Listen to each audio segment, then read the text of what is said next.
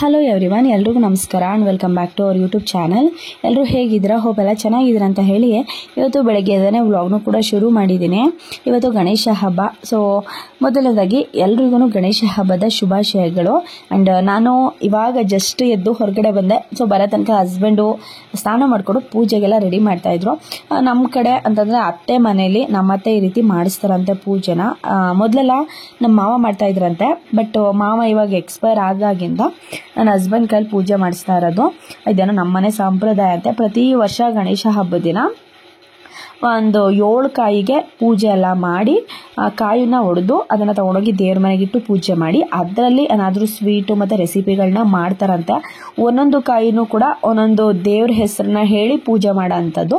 ಇದು ಪ್ರತಿ ವರ್ಷವೂ ಅವಾಗಿಂದನೂ ಮಾಡ್ಕೊಂಡು ಬಂದಿರೋದಂತೆ. ನಾನು ಯೂಶ್ವಲಾಗಿ ಇರ್ತಾ ಇರಲಿಲ್ಲ ಗಣೇಶ ಹಬ್ಬಕ್ಕೆ. ಲಾಸ್ಟ್ ಇಯರಿಂದ ಬಾಗ್ನ ಕೊಡಲಿಕ್ಕೆ ಅಂತ ಹೇಳಿ ಇಲ್ಲಿ ಹಸ್ಬೆಂಡ್ ಊರಿಗೆ ಬರ್ತಾ ಇರೋದ್ರಿಂದ ನನಗೆ ಲಾಸ್ಟ್ ಇಯರಿಂದ ಗೊತ್ತು. ಬಟ್ ನಾನು ಲಾಸ್ಟ್ ಇಯರು ನಾನು ಎದ್ದು ರೆಡಿಯಾಗಿ ಬರೋ ತನಕ ನನ್ನ ಹಸ್ಬೆಂಡ್ ಪೂಜೆ ಎಲ್ಲ ಮುಗಿಸ್ಕೊಂಡ್ಬಿಟ್ಟಿದ್ರು. ನನಗೆ ಗೊತ್ತಾಗಲೇ ಇಲ್ಲ ಹೇಗೆ ಯಾವ ರೀತಿ ಮಾಡ್ತಾರೆ ಅಂತ. ನಾನು ನೋಡು ಕೂಡ ಇರಲಿಲ್ಲ. ಬಟ್ ಈ ಸಲ ನೋಡ್ಕೊಳ್ಳೋಣ, ಯಾಕಂತಂದರೆ ನನಗೂ ಕೂಡ ಐಡಿಯಾ ಇಲ್ಲ ಯಾವ ರೀತಿ ಮಾಡ್ತಾರೆ, ಜೊತೆಗೆ ಯಾಕೆ ಪೂಜೆ ಮಾಡಬೇಕು ಇದನ್ನು, ಯಾಕೆ ನಮ್ಮನೆ ಸಂಪ್ರದಾಯದಲ್ಲಿ ಮಾಡ್ತಾರೆ ಇದನ್ನು ಅಂತ ಹೇಳಿ. ಸೊ ಹಾಗಾಗಿ ನಾನು ಕೂಡ ಬೆಳಗ್ಗೆನೆ ಬೇಗನೆ ಎದ್ದು ಹಸ್ಬೆಂಡ್ ಪೂಜೆ ಮಾಡ್ತಾ ಇರೋದನ್ನು ಒಂದು ವಿಡಿಯೋನು ಕೂಡ ಕ್ಯಾಪ್ಚರ್ ಮಾಡಿಕೊಂಡೆ. ಇಷ್ಟೇ ಕಾಯಿ ಹೊಡಿಬೇಕು ಅಂತ ರೂಲ್ಸ್ ಏನಿಲ್ವಂತೆ. ಸೊ ಅತ್ತ ಹೇಳ್ತಾ ಇದ್ದಿದ್ದು ಅವ್ರ ಮನಸ್ಸಿಗೆ ಅವರಿಗೆ ಯಾವುದು ದೇವರನ್ನ ತುಂಬ ನಂಬ್ತಾರೆ ಆ ದೇವ್ರನ್ನ ಹೆಸರು ಹೇಳ್ಕೊಂಡು ಪ್ರತಿಯೊಂದು ಕಾಯಿಗೂ ಕೂಡ ಒಂದೊಂದು ದೇವ್ರನ್ನ ಹೆಸರು ಇಟ್ಕೊಂಡು ಇಡೋದಂತೆ. ಕೆಲವರೆಲ್ಲ 5 ಹಾಕ್ತಾರೆ, ಕೆಲವರು 6, 7 ಆ ಥರ. ನಮ್ಮ ಮನೇಲಿ 7 ಇಡೋಣ ಅಂತ ಹೇಳಿ 7 ದೇವ್ರನ್ನ ಹೆಸರು ಹೇಳ್ಬಿಟ್ಟು ಹಸ್ಬೆಂಡ್ ಹತ್ರ ಪೂಜೆ ಮಾಡಿಸ್ತಾ ಇದ್ರು. ಆಮೇಲೆ ನಮ್ಮ ಕಡೆ ಈ ರೀತಿ ಎಲ್ಲ ಪೂಜೆಗಳಿಲ್ಲ. ಡೈರೆಕ್ಟಾಗಿ ಹೋಗಿ ಗಣೇಶ ತೊಗೊಂಡು ಬಂದು ಮನೇಲಿ ಕೂರಿಸಿ ಪೂಜೆ ಮಾಡೋ ಅಂಥದ್ದು ಅಥವಾ ನಾರ್ಮಲಾಗಿ ಫೋಟೋ ಇಟ್ಟು ಪೂಜೆ ಮಾಡೋ ಅಂಥದ್ದು ಇರುತ್ತೆ. ಬಟ್ ಈ ರೀತಿ ಎಲ್ಲ ನಾನು ನೋಡಿರಲಿಲ್ಲ. ಹಾಗಾಗಿ ನನಗೊಂದು ಹೊಸ ಎಕ್ಸ್ಪೀರಿಯನ್ಸ್ ಅಂತ ಅನ್ನಿಸ್ತು. ಜೊತೆಗೆ ನನಗೂ ಹೇಗೆ ಮಾಡಬೇಕು ಅಥವಾ ಹೇಗೆ ಮಾಡಿಸ್ಬೇಕು, ನಾಳೆ ದಿನ ನನ್ನ ಮಕ್ಳಿಗೂ ಹೇಳ್ಕೊಡ್ಬೇಕು ಅಂತಂದರೆ ಹೇಗೆ ಏನು ಅಂತಲೂ ಕೂಡ ಗೊತ್ತಿರಲಿಲ್ಲ. ಸೊ ಇದನ್ನೆಲ್ಲ ನೋಡಿದ್ಮೇಲೆ ನನಗೂ ಕೂಡ ಒಂದು ಐಡಿಯಾ ಬಂತು. ಹಾಗಾಗಿ ಇದನ್ನು ನಾನು ನಿಮ್ಮ ಜೊತೆ ಶೇರ್ ಮಾಡ್ಕೋತಾ ಇದ್ದೀನಿ. ಆ್ಯಂಡ್ ನಿಮ್ಮ ಕಡೆ ನೀವು ಹೇಗೆಲ್ಲ ಗಣೇಶ ಹಬ್ಬನ ಸೆಲೆಬ್ರೇಟ್ ಮಾಡ್ತೀರಾ ಅಂತ ಏನಾದರೂ ನಿಮಗೆ ಇಂಟ್ರೆಸ್ಟ್ ಇತ್ತು ಅಂತಂದರೆ ಕಮೆಂಟ್ ಸೆಕ್ಷನಲ್ಲಿ ಕಮೆಂಟ್ ಮಾಡಿ. ನನಗೂ ಕೂಡ ಕಮೆಂಟ್ಸ್ ನೋಡಿದಾಗ ಖುಷಿ ಆಗುತ್ತೆ. ಆಮೇಲೆ ನಮ್ಮ ಕಡೆ ಅಂತಂದರೆ ಅಮ್ಮನ ಮನೆ ಕಡೆ ಎಲ್ಲ ಗಣೇಶ ಹಬ್ಬ ಅಂತಂದರೆ ಕಾಯಿ ಕಡುಬು ಸಿಕ್ಕಾಬಟ್ಟೆ ಫೇಮಸ್ಸು. ಯೂಶ್ವಲಾಗಿ ಎಲ್ಲರೂ ಕೂಡ ನಾನು ಕೇಳಿರೋ ರೀತಿಯಲ್ಲಿ ಪ್ರತಿಯೊಬ್ಬರು ಕೂಡ ಕಾಯಿ ಕಡುಬು ಅಂತ ಮಾಡ್ತಾರೆ ಚೆನ್ನಾಗಿ. ಬಟ್ ಇಲ್ಲಿ ಏನು ಅಂತಂದರೆ ಈ ಪೂಜೆ ಎಲ್ಲ ಮಾಡಾದ್ಮೇಲೆ ಇಲ್ಲಿ ಸಂಪ್ರದಾಯದ ಪ್ರಕಾರ ಒತ್ತು ಶಾವಿಗೆ ಅಂತ ಮಾಡ್ತಾರೆ. ಸ್ವೀಟು ಅಂತಂದರೆ ಅದ್ರ ಜೊತೆಗೆ ತಿನ್ನಲಿಕ್ಕೆ ಪಾಯಸ ಮತ್ತು ಹುಳಿ ಮಾಡ್ತಾರೆ, ತರಕಾರಿ ಹಾಕಿ ಹುಳಿ. ತುಂಬಾ ಟೇಸ್ಟಾಗಿರುತ್ತೆ. ನನಗೆ ಅದು ಎಕ್ಸ್ಪೀರಿಯನ್ಸ್ ಇರಲಿಲ್ಲ, ಯಾವಾಗಲೂ ಅಮ್ಮನ ಮನೆಯಲ್ಲಿ ಹೋಗಿ ಅಭ್ಯಾಸ ಇದ್ದಿದ್ದರಿಂದ. ಸೊ ಹಸ್ಬೆಂಡ್ ಎಲ್ಲ ಪೂಜೆ ಎಲ್ಲ ಮುಗಿಸ್ಕೊಂಡು ಬಂದಮೇಲೆ ಹಸ್ಬೆಂಡು ಪೂಜೆ ಎಲ್ಲ ಆದಮೇಲೆ ನಾನು ಪಾಪು ಸ್ನಾನ ಆಗಿರಲಿಲ್ಲ. ಇಬ್ಬರೂ ಹೋಗಿ ಸ್ನಾನ ಎಲ್ಲ ಮುಗಿಸ್ಕೊಂಡು ನಾನು ಕೂಡ ಪೂಜೆ ಮಾಡಿಬಿಡೋಣ ಅಂತ ಹೇಳಿ ನಾನು ಕೂಡ ಪೂಜೆ ಎಲ್ಲ ಮಾಡಿಕೊಂಡೆ. ಇವಾಗೇನು ಹಸ್ಬೆಂಡು ಪೂಜೆ ಎಲ್ಲ ಮಾಡಿ ಕಾಯಿನ ಹೊಡೆದು ತೊಗೊಂಡು ಬಂದು ದೇವ್ರ ಮನೆಗೆ ಇಟ್ಟಿರ್ತಾರಲ್ಲ ಅದನ್ನು ಕೂಡ ಪೂಜೆ ಮಾಡಿಕೊಂಡು ಆ ಕಾಯಿನ ತೊಗೊಂಡೋಗಿ ನಾವೇನು ಸ್ವೀಟ್ ಮಾಡ್ತೀವಲ್ವ ಒತ್ತು ಶಾವಿಗೆ, ಅದಕ್ಕೆ ಪಾಯಸ ಮಾಡಬೇಕು. ಸೊ ಪಾಯಸಕ್ಕೆ ಯೂಸ್ ಮಾಡ್ಕೋತಾರೆ. ಸೊ ಬೇಗನೆ ಪೂಜೆ ಎಲ್ಲ ಮುಗಿಸ್ಕೊಂಡ್ವಿ, ಯಾಕಂತಂದರೆ ತಿಂಡಿನೂ ಕೂಡ ರೆಡಿ ಮಾಡಬೇಕಿತ್ತು. ಸೊ ಇವಾಗ ಜಸ್ಟು ಪೂಜೆ ಎಲ್ಲ ಆಯಿತು. ಪೂಜೆ ಮುಗಿಸ್ಕೊಂಡು ಮೇಲ್ಗಡೆ ಕರ್ಕೊಬಂದಿದ್ದೀನಿ ಇವಳನ್ನ. ಯಾರಿಗೂ ಪೂಜೆ ಮಾಡೋಕ್ಕೆ ಬಿಡ್ತಿರ್ಲಿಲ್ಲ, ಸಿಕ್ಕಾಬಟ್ಟೆ ಹಿಂಸೆ ಕೊಡ್ತಾಯಿದ್ಲು. ಸೊ ಇನ್ನೂ ಕೂಡ ತಿಂಡಿ ಆಗಿಲ್ಲ.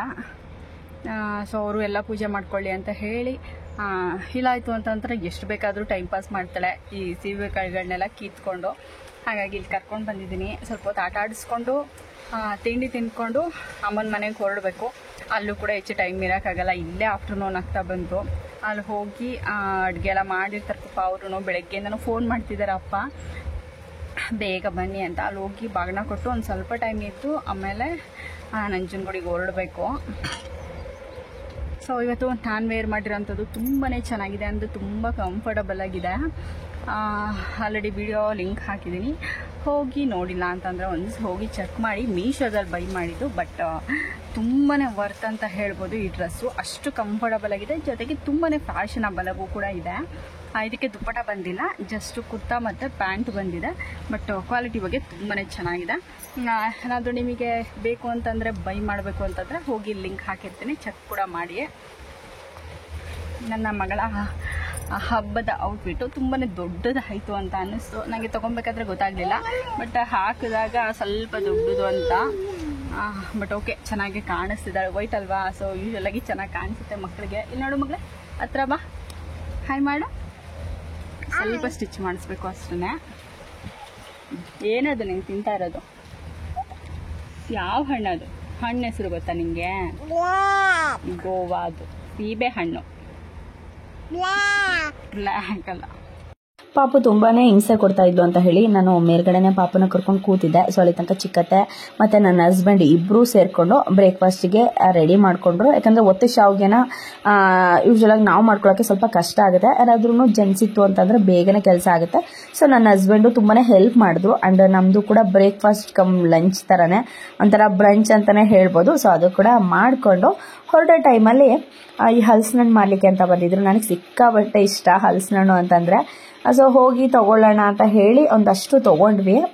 ಅವ್ರು ತಂದಿದ್ದೆ ಸ್ವಲ್ಪ, ಫುಲ್ ಕೊಟ್ಬಿಡಿ ಅಂತ ಹೇಳಿದ್ವಿ. ಬಟ್ ಅವರು ಕೊಡಲಿಲ್ಲ, ಯಾರೋ ಕೇಳಿದ್ದಾರೆ ಅದಕ್ಕೆ ತೊಗೊಂಡು ಬಂದಿದ್ವಿ ಅಂತ ಹೇಳಿ ಒಂದು ಸ್ವಲ್ಪ ಕೊಟ್ಟರು.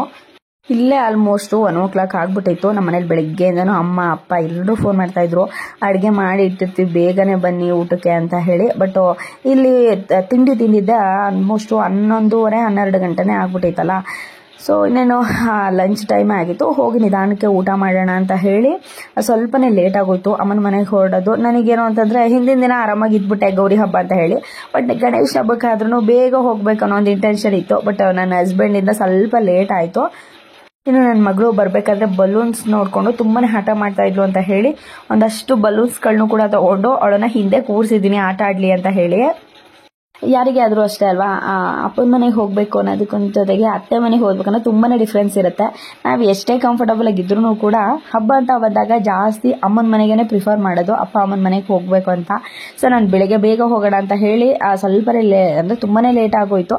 ನನಗೆ ಎಷ್ಟು ಬೇಗ ಹೋಗ್ತೀನೇನೋ ಅನ್ನೋಷ್ಟು ಒಂಥರ ಬೇಜಾರೇ ಆಗ್ಬಿಟ್ಟಿತ್ತು. ಯಾಕಂತಂದರೆ ನಾವು ಹೋಗಿ ರೀಚ್ ಆಗೋ ತನಕನೇ ಒಂದು 3:30 ಏನೋ ಆಗ್ಬಿಟ್ಟಿತ್ತು. ಈ ಕಡೆ ಊಟ ಟೈಮು ಅಲ್ಲ, ಒಂದು ತಿಂದಿದ್ದು ಲೇಟ್ ಆಗಿತ್ತು. ಬಟ್ ಅವರು ಕೂಡ ಪಾಪ ತುಂಬಾನೇ ವೆಯ್ಟ್ ಮಾಡ್ತಾ ಇದ್ರು. ಅಂಡ್ ಮಗನೂ ಕೂಡ ಬಿಟ್ಟು ಬಂದಿದ್ದರಿಂದ ಅವನು ಸಿಕ್ಕಾಪಟ್ಟೆ ಹಠ ಮಾಡ್ತಾ ಇದ್ನಂತೆ. 2 ದಿನನೂ ಬರಲಿಲ್ಲ ಅಪ್ಪ ಅಮ್ಮ ಎಲ್ಲಿ ಹೋಗಿದ್ದಾರೆ ಬೇಕು ಅಂತ ಹೇಳಿ. ಜೊತೆಗೆ ನನಗೂ ಕೂಡ ಅವನ್ನ ಬಿಟ್ಟು ಬಂದಿದ್ದು ಸ್ವಲ್ಪ ಬೇಜಾರಿತ್ತು. ಸೊ ಎಷ್ಟು ಬೇಗ ಹೋಗಿ ನೋಡ್ತೀನೋ ಅವನಿಗೂ ಕೂಡ ಖುಷಿ ಇರುತ್ತೆ, ನಮ್ಮ ಅಪ್ಪ ಅಮ್ಮ ಬಂದ್ರಲ್ಲ ಅನ್ನೋದೊಂದು ನನಗೂ ನೋಡ್ಬೇಕಂತ ಅನಿಸ್ತಾ ಇತ್ತು. ಸೊ ಫೈನಲಿ ಹೊರಗಡೆನೆ ವೆಯ್ಟ್ ಮಾಡ್ತಾ ಇದ್ದ, ಎಷ್ಟೊತ್ತಿಗೆ ಬರ್ತಾರೆ ಅಂತ ಹೇಳಿ. ಅವ್ನ ಖುಷಿನೇ ಎಕ್ಸ್ಪ್ರೆಸ್ ಮಾಡೋಕ್ಕಾಗ್ತಿಲ್ಲ ಅವ್ರ ಅಪ್ಪನ ನೋಡಿ. ಇದಾಗಿತ್ತು ಇವತ್ತಿನ ವಿಡಿಯೋ. ಐ ಹೋಪ್ ಎಲ್ರಿಗೂ ಇಷ್ಟ ಆಗಿದೆ ಅಂತ ಅನ್ಕೊಂಡಿದ್ದೀನಿ. ಸೊ ಇಷ್ಟ ಆದರೆ ಲೈಕ್ ಮಾಡಿ, ಶೇರ್ ಮಾಡಿ, ಹೊಸದಾಗಿ ನೋಡ್ತಾ ಇರೋ ಚಾನಲ್ನ ಸಬ್ಸ್ಕ್ರೈಬ್ ಮಾಡ್ಕೊಂಡು ನೋಡಿ. Thanks for watching.